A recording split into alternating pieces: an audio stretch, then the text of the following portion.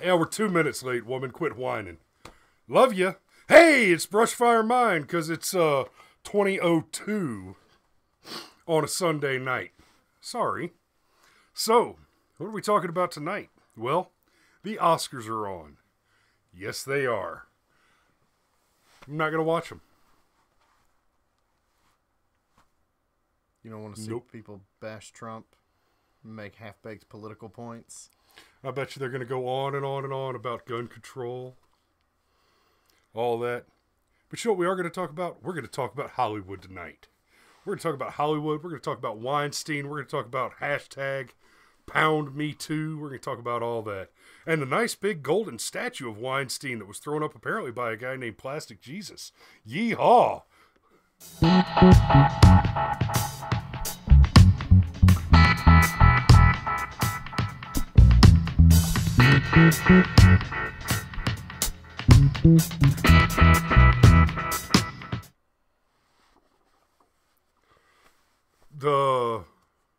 That's the movie guy, babe. So I think she's asking about the Oscars, and the Oscars are the... Oh, yeah, the Oscars are the movie one. Yeah. Yeah. So there's a few things going on.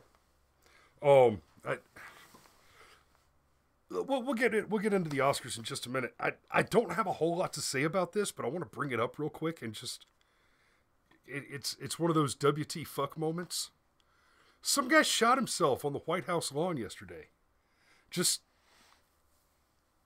The Donald was out of town. What?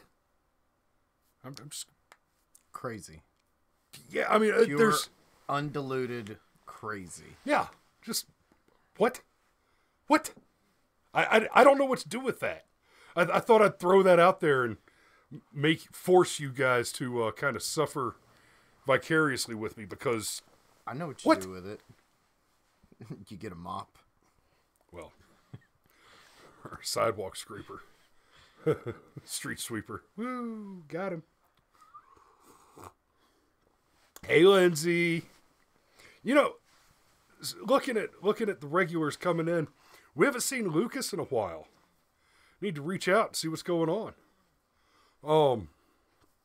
Haven't seen Lucas in the crowd in a while. That's disappointing. Yeah, I'll send him a message on Minds or something. So the Oscars, yeah. Why? It's going to be the same old dried out garbage as it was last year and the year before and the year before that. So year before last, there was the hashtag Oscarssowhite.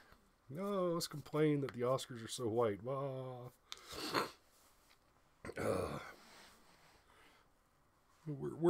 Black people are underrepresented in Hollywood.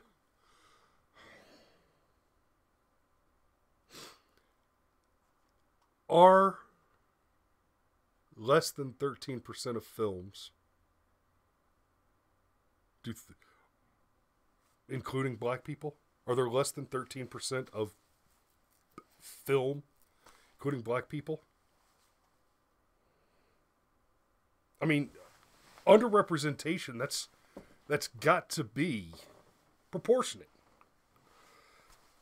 Now, I'm sorry, guys. If you want movies, make movies.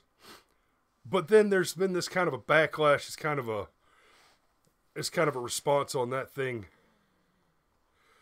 And what happened? Well, we saw a bunch of movies that were mostly black get picked up for Oscars the following year. Get Out. Oh my God. I'm sorry, it was too easy. No shit. I watched about 30 minutes of that movie today. Really? I tried, man. I tried. Because here's the thing. Get Out. It's a horror comedy. Get Out is a horror comedy about a white chick that's dating a black dude, and she takes the black dude home to her super progressive, rich white family that has black servants. And I haven't watched the whole thing yet. As I understand it, apparently it turns out that all the suburban white people are actually cannibals. Or something like that. But here's what you really need. The big takeaway is this movie is a horror comedy. And not only has it been nominated for Best Picture, the Hollywood Reporter actually said that it is the most important film of 2017. It is a horror comedy. Horror movies and comedies don't get Oscars. I mean, that's almost... I'm almost willing to say without exception. I know there have to be exceptions to that rule. I mean, surely there's been a horror movie and a comedy that have gotten Oscars, but buddy, none come to mind. I'm pretty sure The Exorcist won some awards. An Oscar for Best Picture? For Best Picture? No, I'm pretty sure it was for the music, but yeah. Hey, it's an Oscar. It is. It is. No, Scary Movie's not worth shit. I'm sorry. I'm just going to have to disagree. There's nothing about that that's like a Tootsie Roll Pop. Nothing. I'm sorry. That movie disturbed me. Nothing about that. You're fired. I'm just saying. It's a line from the movie. I mean, if you don't keep know doing what the I'm show, but I'm referencing... not going to pay you anymore. anymore. So, I apologize, guys. I'm just coming off of being sick, and I'm not up to the standard that I gave you last week. So stay tuned. We'll be better next week. So, but here's the question I want to pose you. A little bit of setup. We've talked about this on this show with the Pound Me Too movement. Weinstein and the casting couch, and it's not just Weinstein. There have been, there was the whole thing with Ben Affleck just being drunk and gropey and handsy, and Bill Cosby, Kevin Spacey. I mean, like the list just goes on. Oh and God, what's his on. face? The comedian that jerked off on everybody. Louis C.K. Yeah, that guy. I mean, just madness there. Now you look at Hollywood and you see a bunch of gun grabbing, baby killing, left wing, not my president nut jobs, and you got to ask yourself, how does a single industry become so homogeneously amoral, anti-moral? And I think that it begins with the prostitution that they call the casting couch.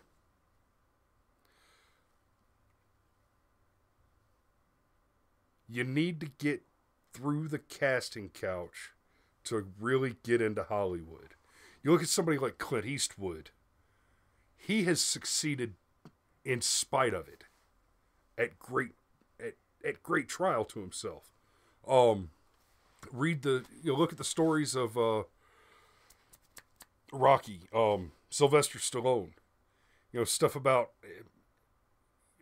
being homeless with his dog, trying to sell his first script, trying to sell Rocky, and just struggling through to make it happen. But if you're willing to trade a little body for it, buddy, you can climb. Rose McGowan, she pops out and oh my. I couldn't have got I had to give it up to Harvey on the casting couch. Wait. So, does that mean that all the poor hookers that are sitting in jail for prostitution, I mean, they got paid too? Should we cut them loose? Because they're actually just victims of sexual assault, sexual harassment. That wasn't a voluntary thing. And no, don't start trying to get confused about the difference between prostitute. There is a difference between prostitution, which can be engaged voluntarily, and human trafficking, sex slave bullshit. Those two completely different things. Nobody had to get in the movies. Nobody had to become a multimillionaire. Nobody had to become a successful, famous actress. In fact, the fact that they didn't have to, I'm beginning to suspect, is why we don't see more good, intelligent, conservative actresses. They get scared off by this little thing we like to call morality. Put that in your pipe and smoke it. What do you think? What, morality? I don't know. I have really complex thoughts on this, because if somebody, kind of like what Lindsay said right there, I'd blow a fat guy for $10 million. I mean, where's the line? You can have all your dreams. You can have everything you've ever wanted. You just have to degrade yourself a little bit. Well, I mean, a lot of us go to jobs that we hate because that paycheck's got to hit the bank on Friday, or the lights are getting cut off. Now, that's a really scaled down version of what I'm talking about here, but if you spend literally half your life dreaming about one thing, and then you find out that the ticket to entry is this terrible thing, well, what do? Do you throw away all your dreams and start your entire life over?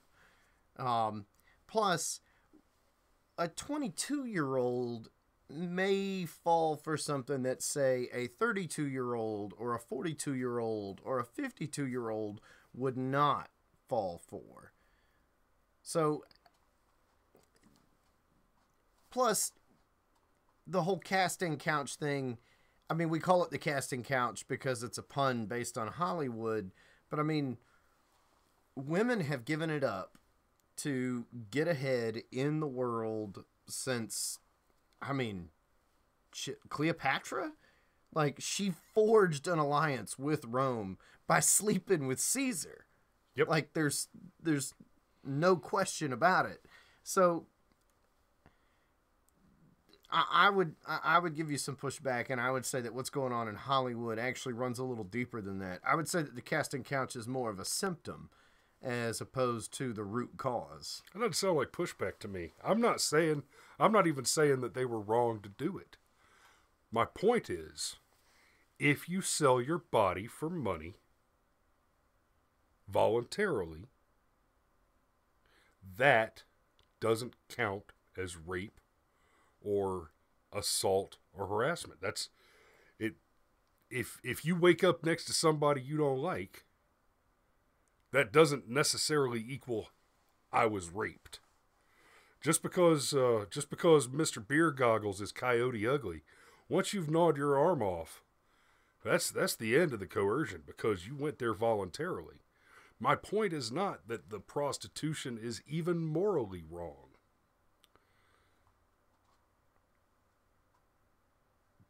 My point is that you don't get to cry foul when you've done it voluntarily.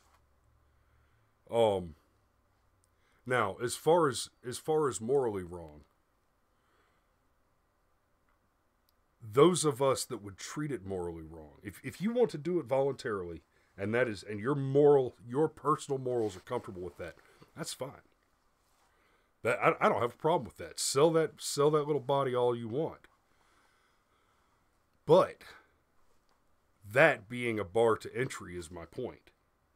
Is that those of us who would not sell our bodies in that way. Barry White, you sound like an Italian. A greasy one. That plays Scopa. I may be wrong.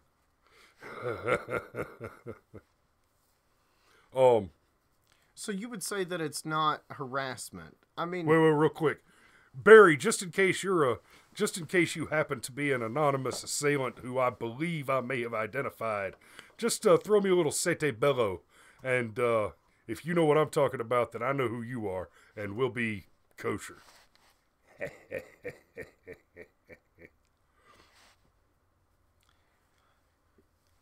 I would still say that it's a form of harassment, though, because if you're going to use a position of power and authority, and you're going to give somebody a barrier to entry, and the only thing you can do to get past this barrier is to sell your body. Is it rape? No. Is it voluntary? Yes, but I would really liken it to sort of like entering into a contract in bad faith. You don't entirely... It's almost like buying a timeshare. Sounds like a great idea until you're stuck making payments on a resort that you can never visit. And besides, I mean, have you seen Harvey Weinstein? Like, I really don't think of myself as a very pretty fellow, but I know that I am like a freaking Chippendales dancer next to him. I mean, Jesus. Like, it's... So, I don't know. I still feel like that it's definitely him and his ilk taking advantage of younger, prettier people in a very predatory fashion.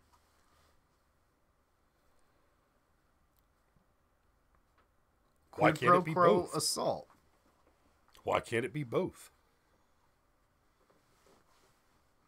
I mean, you were talking about the morality of it, and the morality of it is that... is it not possible for both parties involved in a voluntary transaction, which is itself immoral, to each be immoral agents? When you're talking about a 50-year-old man versus a 19-year-old girl, it's sort of like I would almost compare it to Bill and Monica. Like, Monica knew what she was doing. Mm-hmm. She was an adult, and she knew that she should not be doing what she was doing. Yep. But, I mean, do you really tell the President of the United States no? Like, that's a hell of a card to play. I'm the leader of the free world. I mean, it's... You might want to put some ice on that. Oh.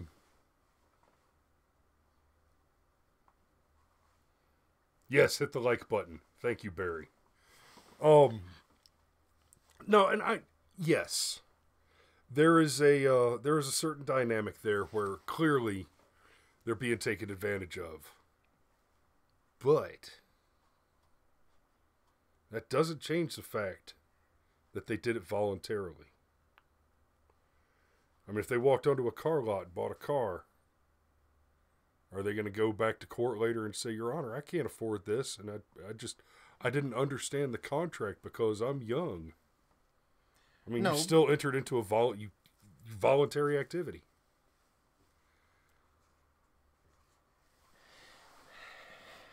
Yes, but we're not talking about a car. We're not talking about finance. You can buy a car, get it repoed, declare bankruptcy, and then clean up your credit. And a few years later, have a fantastic credit score. Once somebody has degraded you sexually in a predatory fashion, that's a scar that remains with you for life. Sexual predators don't just rape you by force. Here's the problem with what you're saying. I got to cut you off and give you pushback right there, because the problem with what you're saying right now is that you and I believe that. The people that we're talking about do not. Now, how do you know that Rose McGowan doesn't believe that? Because she has spoken about it. She has spoken about it, yes, and her thoughts on it are pretty clear. And have you seen how crazy this chick is? Oh, yeah. I would say that she's crazy as a shithouse rat. Yeah, I would say that what happened to her scarred her, because what happened to her was predatory in nature. I don't know. I think maybe she was busted from being born in a cult long before she met Weinstein. This is true. But what about here's the thing. You're talking about these Hollywood liberals. They've been pushing transactional sex, casual sex. That's the thing. They don't believe that sex is important. That's part of the whole women's empowerment thing, is that sex, you can just go out and have sex for fun, and that there's not necessarily an important emotional attachment to it. that it's not something special that you do with somebody important that you love. It's something that you do, hookup culture in the clubs for fun on a Tuesday evening. It's not even like, ooh, break out the weekend, we just got paid. This is, no, we just got off work and I've got a half an hour to kill. Let's go get laid. We're the people that we're talking about, and that's part of what I'm getting at with Hollywood being so far to the left, is this whole transactional sex thing. That's it. The sex doesn't have value to them. It's purely transactional. But it's still predatory. That doesn't stop it from being predatory. If your Fee made a comment, a few of them up, where you either go out on the date with your boss and you get promoted, or you don't go out on the date and you get fired. That is predatory. The psychological aspect of it. If you listen to any of the modern psychology and the thoughts behind rape and so forth and so on, is that it's not necessarily about the sex. It's about the power. It's about the control. And I would say that that's the thing that it really has in common with what we're talking about here, is because it is about the control. It is about the power. It is about the ability to make another human being do a thing that they would not otherwise do. If I go out to a bar, I don't know about it. I've never had any that's worth 10 mil, Lindsay, but I'm glad you think that highly of yourself. Ban SPLS. We're gonna have to come back to that because I don't know what the hell that means. Yeah, Barry, you lost me on SPLS. American Disabilities Legion.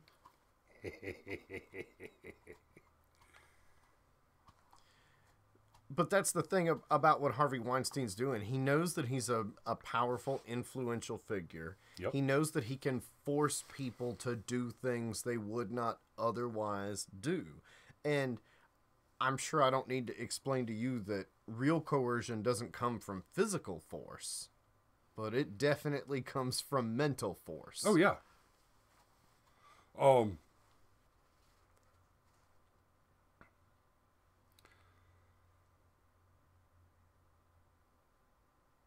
Yes. Excuse me. I kind of lost the thread of it there.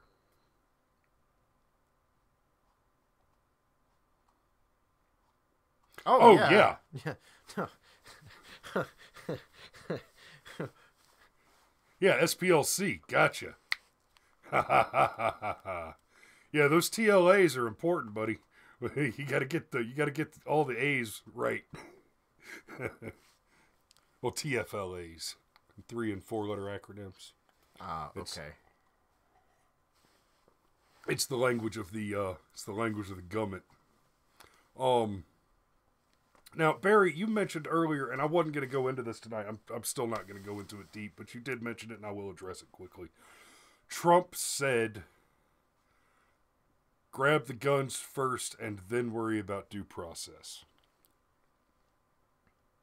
And that is exactly what he said. And he talked about combining the two bills. Oh, did you see that with Dianne Feinstein just giddy? I mean, panting like a fucking pet poodle. Oh my God. I don't think Di-Fi panted. She's still here. I didn't want to go into that one tonight, Barry, because I'm not sure. Oh, I think that Donald ran off at the mouth. I think he tends to do that. And I'm hoping that my vote and y'all's votes are important enough for him to get his shit back up under the Constitution in a quickness. Okay, so Lindsay's asking, what was said before that. He actually interrupted Mike Pence, who was talking about due process. And I think it's a combination of two things. The first one is, you could make the argument in the case of Nicholas Cruz, after the cops come to your house like 39 times, there should be some measure of due process that happens. And for some reason, there are a whole lot of theories out there about how this guy just fell through crack after crack after crack after crack. And that's what happened, is he fell through crack after crack after crack. But for example, a lot of states have got laws on the books where if you are involved in a domestic violence situation, the police are required by law to ask if there are any weapons in the home. And if there are weapons in the home, the police are required by state law to take those weapons into custody for anywhere from 48 hours to 10 days. And the due process is the fact that they've been called out, there's been a domestic violence, and stuff like that. And I think that part of what Trump did here was, yeah, he ran off at the mouth and he spoke inarticulately, but yeah, due process is first. Nobody did either one there, Fee. They didn't do the process, and there was no due process. That is correct. The other thing is I think this is just Trump being Trump. I mean, so often he will adopt a liberal position in order to expose the hypocrisy of the left. They don't actually want the DACA kids to get amnesty, at least not before 2018, because then it's not a campaign issue for them anymore. Right. And Trump took it from, what was 700,000 DACA kids, blasted all the way up to 1.8 million, and said, look, I'll give the DACA kids this, but you got to give me my border security. And that bill hasn't happened yet. And I think in a lot of ways, that's exactly what Trump was doing here. Fine, we'll just put some super strict gun laws on the books. We've just got to harden our schools. If we'll harden our schools, then we'll give you the gun control. And, of course, there's no bill that's made its way through because the left doesn't actually want to solve the issue. I think it was actually Wayne LaPierre that said, like 17 or 18 years ago, while Bill Clinton was still president, that the administration was comfortable with a certain amount of death taking place as a result of gun violence because it allowed them to advance the gun narrative without actually solving the problem. Mm-hmm. And I do think that's kind of what Trump has put his finger on here. Now, don't misunderstand. It kind of terrified me to hear him interrupt Mike Pence. And he did interrupt his own vice president to say this. Yes, he did. He did. But at the same time, Trump is a negotiator. And when you walk into a negotiation, you know what you're willing to give up. You know what your bottom lines are. But you don't necessarily want the people on the other side of the table to know what the bottom lines are. And if you let them think that everything is a possibility, well, that's how you actually hammer out a good deal. I had a sales manager ask once in a sales meeting, what's the definition of a good deal? And he went around the table. There was a half a dozen of us there. And we each took a stab at it. And we were all wrong. And he said, look, let me tell you what a good deal is. A good deal is when both parties are satisfied with the outcome. When you both get what you want. So a good deal for me might be a terrible deal for you and vice versa. And that doesn't mean either one of us is right or wrong. And I think Trump is playing that game at the highest level at all times. He's figured out that our government has been taken over by the Jewish mafia. No, okay, yeah. I'm frozen. Anyhow, point is frozen. No, I mean I don't appear to be. And I'm watching the feed on the monitor. I've got both monitors. This is us live, and this one over here is the YouTube feed. So it looks like we're clear there. Am I allowed to say they don't make holsters that big? What? Just something he said. Whew.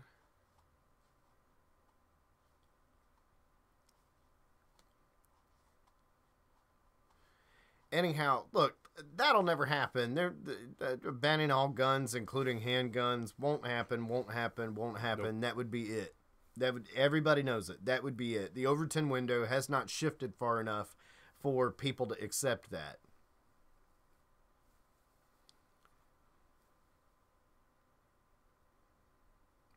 No, Barry, I don't think Trump sold us out. I think it was a highly... synagogue of Satan. I think it's a highly emotionally charged issue. I think it's pretty clear that Nicholas Cruz was handled wrong. Yeah. Nicholas Cruz was handled wrong. And I think... Oh, let me just say this, Barry. Look, you're drunk, monkey. 그런 유든 문제가 대한 얘기 하지마. 그만들어. And we'll move on from there.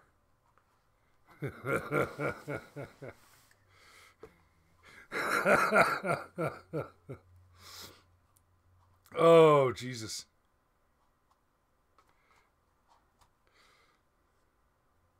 For reals. No, you're supposed to spell that with a Z.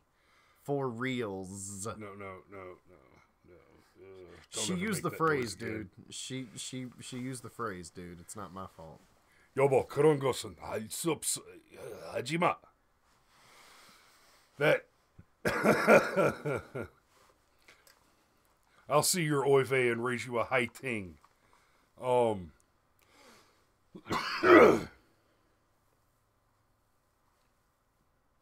No, my ears need practice. I'm having surgery in a month. Yeah, I'm about tapped. What you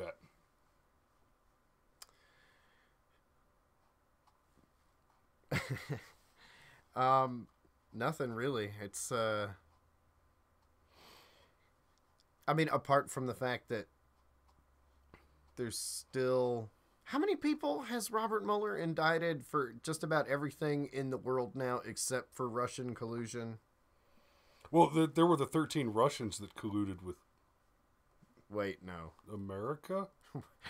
Wait, Russians colluded with Russia? Is that how that works? And that... Oh, these Russians are involved with... Oh, that's adorable. You indicted a bunch of people you're never, ever gonna touch. Because...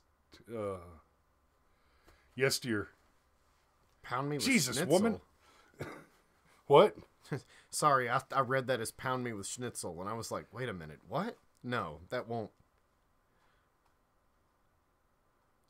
I got my own personal Jew. Dude, that's just how I read it. I'm just... Oh. Lindsay lives with a Jew.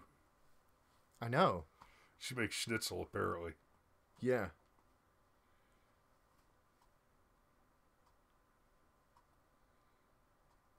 Yeah, we know, Barry. That's the point that we're making. Yeah, we've covered that. Okay. Barry, you're drunk. I'm tapped. I think we're done. Hit the subscribe button. Hit the bell for notifications. Like the video. Share the absolute dog shit out of it. Go check out film.academy, philm.academy. I've put up 2 little posties there about the gay matrix and, what was the other one I did? Oh, Captain America Civil War is a love letter to the Second Amendment. I'm tired, I'm sick, and I'm done. We'll see you next week. Go build a man a fire and burn him to the ground. Good night.